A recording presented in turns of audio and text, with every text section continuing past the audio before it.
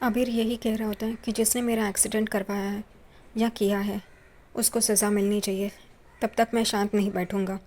यहाँ पे उसका तड़पना देख के अबीरा कहती है कि एक्सीडेंट माँ ने किया है और सब लोग चौंक जाते हैं। यहाँ पे अबीर कहता है अच्छा तो उन्होंने वो बदला लिया है मुझसे, क्योंकि मैं चारू और कियारा के साथ उनको लग रहा था कि फ़्लर्ट कर रहा हूँ, इस वजह से। वाह क्या सही है। तभी अबीरा कहते नहीं, उनसे ये एक्सीडेंट गलती से हुआ है।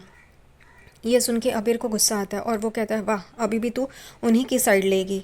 तुझे तो बहू ऑफ द ईयर का पुरस्कार मिलना चाहिए, क्योंकि तू एक परफेक्ट बहू है, उनको सपोर्ट करिए। अबीरा कहती नहीं ऐसा नहीं है भाई, मैं आपकी तरफ से हूँ, मैं जानती हूँ, लेकिन मानिए जानबूझकर नहीं किया, ये भी मैं जानती हूँ। तभी अबीर को गुस्सा आता है और कहता है नहीं, वैसे भी तू अरमान के पास वापस जाना चाहती थी ना, तो जाना, मुझे किसी की ज़रूरत नहीं है। तो अबीरा कहती नहीं, मैं आपको छोड़ के नहीं जाऊंगी। तभी वो कहता है कि नहीं, मुझे भी ये लगता था कि तू भी सबकी तरह मुझे छोड़ के जाएगी, या ऐसा कहीं ना कहीं मेरे मन में था और वही हुआ। तू भी वैसा ही कर रही है और सारे रिश्तों ने जैसे मुझे तकलीफ़ दी है वैसे तू भी करेगी। वैसे भी हमारी माँ एक है, उसके अलावा हमारा कोई रिश्ता नहीं है। यहाँ पे अबीरा अबीर को समझाने की कोशिश करती है, लेकिन अबीर अपने दुख में कुछ भी समझने की कोशिश नहीं करता। दूसरी तरफ विद्या अरमान को सारी बातें बता रही होती है और कहती है कि मैंने ये बात छुपाई क्योंकि मुझे ऐसा लगा था कि तुम दोनों, अबीरा और तुम, पास आ रहे थे और अगर मैंने ये बात कर दी तो तुम दोनों अलग हो जाओगे हमेशा के लिए। इस वजह से मैंने ये बात छुपाई, वरना और कोई इरादा मेरा ऐसा नहीं था कि तुम दोनों को ये तकलीफ़ पहुँचाऊँ मैं करके। सिर्फ तुम दोनों के रिश्ते के लिए मैंने किया, तुम दोनों के रिश्ते को बचाने के लिए। ये सुन के दादी सा, रोहित और माधव जो पीछे खड़े होते हैं वो भी चौंक जाते हैं और वो भी कहते हैं कि विद्या ने सही किया करके। यहाँ पे अरमान को समझ में नहीं आता क्या करना है, लेकिन यहाँ पे विद्या कहती तू बोल क्यों नहीं रहा है कुछ भी। यहाँ पे अरमान कहता है आपकी बात सही है, आप मेरी ताकत हो, मुझे पता है, और वो उसे गले लगाता है।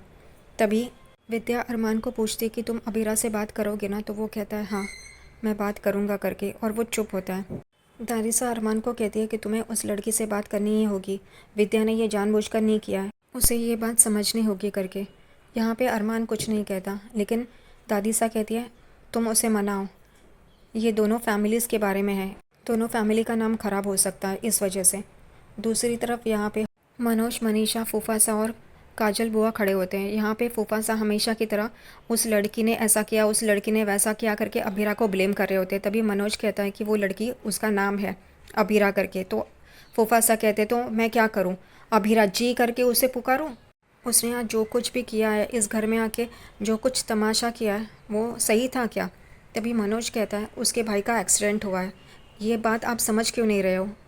उसको भी तकलीफ़ हुई है, उसे भी दर्द हो रहा है। उतने में वो लोग देखते हैं कि यहाँ पे रोहित रूही को रोक रहा होता है और रूही घर छोड़ के जा रही होती है। सब लोग उसे रोकने की कोशिश करते हैं, पर वो कहती है मैं कुछ दिनों के लिए अपने बी नानू के पास जाना चाहती हूँ करके।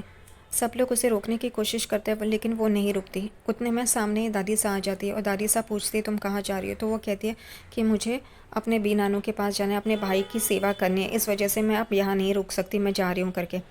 तभी दादी सा उसे रोकने की कोशिश करती है, लेकिन वो कहती है नहीं, इतना भी हक नहीं है क्या मेरा, मेरे बी नानू के पास जाने का? तभी दादी सा कहती है ठीक है करके, और वो दक्ष को उठाती है और कहती है ये हमारा पोता है, पोतदार ख़ानदान का, तुम्हें जाना है तुम जा सकती हो। और ये सुन के रूही एकदम चौंक जाती है। वो दादी सा से दक्ष को लेती है और अपने कमरे में चली जाती है। अरमान और अबीरा मिले होते हैं और वो भी अरमान के फेवरेट जगह पे, जहाँ पे वो अबीरा को दिखाता है कि इस बेंच पे पहला नाम मैंने माँ का लिखा था। माँ ने ये सारी चीज़ें जानबूझकर नहीं की, उन्हें बताना था, लेकिन वो इस शौक़ में थी कि वो कैसे बताए। अबीरा भी उसे कहती है, लेकिन शौक़ में थी। 2 दिन तक उसे भाई की ऐसी हालत देख के भी ऐसा नहीं लगा कि बोले उन्होंने गलती की है। तभी अरमान कहता है अबीरा वो माँ है। तभी अबीरा कहती है मेरा भाई भी तो है, वो तो हमेशा के लिए अपाहिज हो गया, वो दर्द में तड़प रहा है, ये मैं देख रही हूँ लेकिन कोई और नहीं देख पा रहा है। दोनों ही अपने अपने परिवारों के बारे में बात कर रहे हैं, लेकिन नतीजा कुछ भी नहीं निकलता। यहाँ पे अरमान और अबीरा कोई फ़ैसला नहीं ले पाते। अरमान उसे रिक्वेस्ट ज़रूर करता है कि वो माँ है, इसलिए ये कोर्ट का चक्कर मत लगवाओ, ये कोर्ट वोट नहीं चाहिए, हम बैठ के बात करते हैं करके। लेकिन अबीरा कुछ नहीं कहती, वो कहती है कि मुझे भाई के पास जाना है और वहाँ से चली जाती है। दूसरी तरफ यहाँ घर पे अबीर गिरे ना, इस वजह से सारे जगह से बेड को ब्लॉक कर दिया है। और अभीर ये देख के बहुत गुस्सा हो जाता है। वो घर वालों को कहता है मुझे लाचार समझना छोड़ दो करके। यहाँ पर वो सीरा को कहता है मुझे फ़ोन दो मेरा, मैं एक ऑर्गेनाइज़र से बात करूँगा।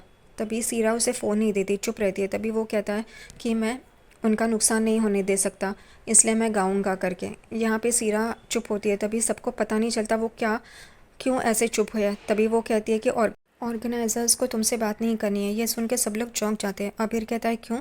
तो वो कहती है कि वो उनको ऐसा सिंगर चाहिए जो फुल एंटरटेनमेंट करे, डांस और गाने के साथ एंटरटेनमेंट दो, लेकिन तुम वो नहीं कर सकते। इस वजह से वो अब तुम्हें नहीं चाहते और तुम्हारा प्रोग्राम नहीं रख सकते, वो कॉन्सर्ट नहीं कर सकते।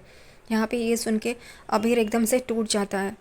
सब लोगों को शौक लगता है। अबीरा कहती है ऐसे कैसे कर सकते हैं, लेकिन सीरा कहती है लेकिन तुम्हारे लिए एक गुड न्यूज़ है, तुम्हें प्लेबैक सिंगिंग के लिए ऑफ़र आया है। यहाँ पे अबीरा खुश हो जाती है और वो कहती है कि भाई ये तो बड़ा अच्छा मौका है। तो वो कहता है नहीं, मैं प्लेबैक सिंगिंग नहीं करूँगा। तभी अबीरा कहती है क्यों, थोड़े दिन के लिए आप कर लीजिए। तो वो कहता है नहीं, मेरी आवाज़ में किसी और को नहीं दे सकता, मेरी आवाज़ मेरी पहचान है, मैं ये नहीं कर सकता करके।